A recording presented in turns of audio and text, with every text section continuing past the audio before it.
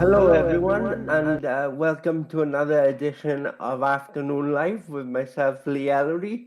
And today I'm joined by um, founder of Breaking Down Barriers, Declan Stewart, live from One When. How are we doing? So Declan, can you tell me a bit about the project and how it first started? So breaking down barriers is, in short, we are looking at new techniques, new avenues to look at to help people with their mental, physical, and emotional health. Um, so we're looking to help anybody at any age with any ability. Using at the moment we're using virtual reality. Uh, we will be looking into augmented reality. When you say virtual reality, what exactly is that? So when I say virtual reality, I mean we'll be using a little headset, kind of like this. So this at the moment we're using the Oculus Quest. It's a standalone headset, so there's no wires, meaning we can take it anywhere. You can build the room inside the actual. Once you put the headset on, you see a black and white version of your surroundings. Then you draw a line on the floor, basically, of what you want to be working in, and that creates a virtual barrier. So while you're in the headset and in those lines, you see the games, you see the apps and the programs and everything. And once you go past those barriers, it allows you to see what's around you, so you don't hit any walls, you don't walk into people. There's all sorts of things to allow it. So it's like a soft wall, in my opinion. So we're using that, which allows for anyone. So how will that? How does that? How do you see that helping people with their mental health issues then? So we've been using it at the moment. We've been working with a couple of groups, well-being groups, which allows them. We've been putting it so that they work about being in the moment. A lot of things with mental health is we're constantly thinking about everything else going on, and we're not actually able to enjoy or experience the time we're in. So what at the moment we've been doing, because of the restrictions on what we can do with the single headset, which we'll now be able to improve, we were allowing the user to do exercise, to be in the moment, enjoy the feeling of being in virtual reality. It creates it in the easiest way I can say it makes a mundane task something a lot better, more enjoyable. One of the things that we can do, it's called first steps, and part of it is just throwing a paper airplane. Just the feeling and the being able to grab and throw this paper airplane in virtual reality. A lot of people find that actually more enjoyable than a lot of things that they can do on it, because it just makes the mundane task that much better. Okay. On some other work you're doing in the future, I know you're looking at doing work around alternative to medication for depression and anxiety, as you were telling me before the show. So can you explain a bit about that? Yeah, there's a few things we're going to be looking into. So you've got the depression and anxiety we'll be looking into, where it allows you to be in the moment, like we've been doing previous, allows them to relax and think about what they need to think about and just get it out there and just be in with themselves on the headset. That's all they need to be. But we're also looking into using it instead of pain relief. So if you have things like endometriosis, fibromyalgia, pains with the chronic pains, those pains that you can't use medication for, it allows you, it almost like resets your body. So when you're using the virtual reality, you can be standing in a safe room. One thing we'd use is a plank experience, where you just walk out into a plank. Knowing you're in a safe space and then walking out and seeing and what you hear, and it completely boggles the mind. Yeah. It puts the body and the head, your body and your mind in two different places. So you're in a safe area, so you can be on carpet, like you can be on a couch. But then when you're on the headset and you're walking out on this plank, it makes your body think that you're 15, 20 stories up, and that you might fall off this little couple of inch wide plank. You can hear the creaking, you can hear the wind, you can hear the birds. And it allows you to, that kind of shows you how much power it takes just to make you feel like you're in another area compared to where you actually are. So with pain relief, what they do is they almost like distract your mind enough for it to forget where it actually is, and puts into a position where you don't usually feel pain, and you'll be able to relax, and your mind will automatically start thinking, okay, you're in a safe space. You're not thinking about the pain, you're thinking about what you're seeing. and you're trying to reset almost. So it looks at there's been research and experiments in America that have had people with like 30, 40 pills they have to take a day. They do about 15, 30 minutes of VR in the morning. They don't have to take painkiller for umpteen amount of time. And then they'll reduce the VR and so on. So the same way we're looking with the depression and anxiety, instead of taking medication, which is supposed to help with the moods and all that, to be able to work on yourself without actually having to. It's almost tricking yourself into exercising. When you enjoy something, it doesn't feel like you're working. Yeah. So it does the same sort of thing. We've had one gentleman, which for me was great because he said it on a story that was on us before about how just doing the Richie's Plank experience actually helped him overcome his fear of heights. And every time we've done a group since, he's there straight on the roller coasters, enjoying, and the roller coaster ones definitely make you feel like you're going all over the place, and it's trippy. It makes you completely put your mind in a whole different position to your body. So as you're talking about it now, I can imagine it, and I'm not even there, but I can imagine it like a simulator type thing. Yes. Is that what it's meant to So be? yeah, it basically simulates, like with the roller coaster one, it'll simulate you being on a roller coaster. And because your mind thinks you're on a roller coaster, you've got all the surroundings and it's moving. It starts once you go with it, you literally start looking down, looking up, and start swaying. And you'll notice as people do it, they'll start off quite stiff, they're not going to move. But the further and further in they get, you start seeing they start slowly moving, and then The more they do it, the more they come. Yeah.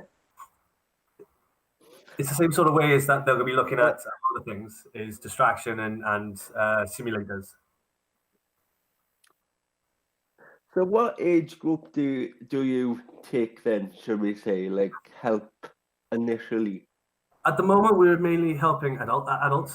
We're fundraising at the moment to get these inclusive headsets, which are a mix between virtual reality and augmented reality, so that we can work with children of all abilities, young adults with learning difficulties and disabilities. It allows them to be controlled from several different positions. So if you have the mobility problems and you can't do it yourself, there's controls on an external tablet, which has all the programs and everything on the tablet that we can send over to different people. There's also controls on the side of the headset, as well as for the people that can't have difficulties moving. You can either do hand signals, you can tilt your heads or turn your head, and it allows you to move and confirm and decline different options. I was going to ask, was there alternative ways to use it if you can't use it in the normal way, and you just answered the question, so thank you for that. We want to be as inclusive as possible, so we are trying to make it so that anybody with any sort of disability or something that puts a restriction on their movement or what they sing to, we try and adapt and edit what we can provide to those people, allowing them to enjoy a little bit more positivity in their life. But there's not just that headset that you're involving yourself in now. There's other projects within the community that you're trying to build partnerships with. Is that correct? Yeah, we're always looking to work with other organizations. I always find that if you actually work together, you all move forward a lot quicker than when you say you're going to work together and they'll do that part and we'll stay apart, and they never actually converge until later on, and then nobody knows what will happen. So what I like to do is I want to work with as many organizations as I can to say this is what we can do, find out what their problems are in their community, put the communities together and work on it. Like I say, if we both got a wheel, put them together, we'll make a bike. I'm not going to reinvent the wheel, so I'm not going to be coming out going, I'm going to find all your problems and do it myself. I want to work with the people that are that have these problems and to help them overcome them. And I know that we've said in the past off the air, because I've met you before at certain events, that if there's a way that myself and you and Adrian Bailey from SCVS can work together on something, then we would like that opportunity as well, because the more people that get to know about the work that different projects and different organizations are doing, the better it'll be for everyone. Oh, big time. it's like we want to be the window. I see the window. We want to be the door between the research side and the community. Instead of it just being, okay, the only people that can use the stuff that's being done is the people that fit in this tiny little box. But that's like 1% of the actual community. We want the community that are going through these problems and having these issues to be the ones that help us move forward, because it's for them. It's not for that 1% that it'll take ages for No, the full community. it's for everyone, as you say, and without projects like yours, then how are people meant to get the problems shared and all that kind of thing? Exactly. How are they supposed to like air their problems with other people that have been through the stuff?